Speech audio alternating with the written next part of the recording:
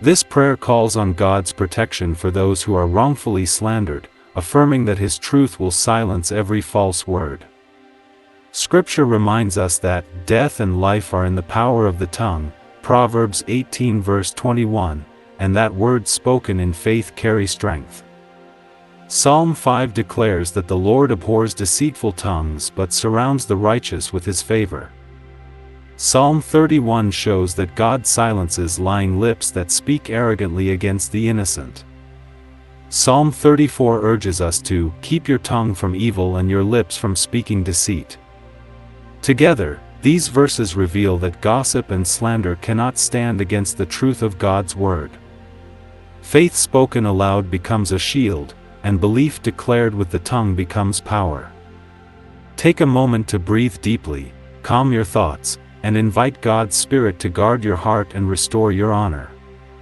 Play this prayer 3 to 7 times daily with a sincere heart, finding comfort as you remind yourself to walk diligently, with kindness and carefulness in your words and steps. And now, let us go to the prayers.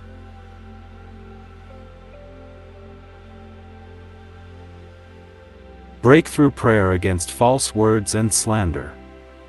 This is a prayer against false words, slander, gossip, and every tongue that rises against you.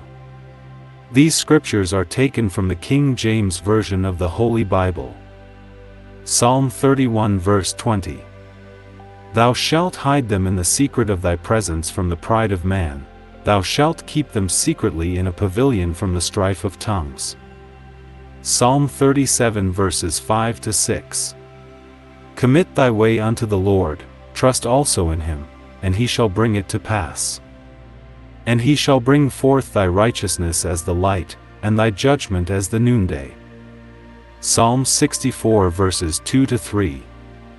Hide me from the secret counsel of the wicked, from the insurrection of the workers of iniquity, who whet their tongue like a sword, and bend their bows to shoot their arrows, even bitter words.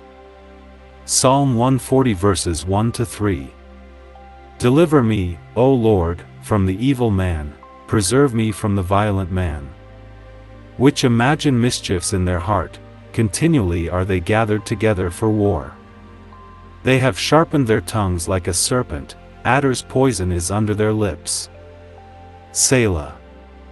And now, let us close with the prayer Jesus taught His disciples, a prayer of guidance, provision, forgiveness, and deliverance.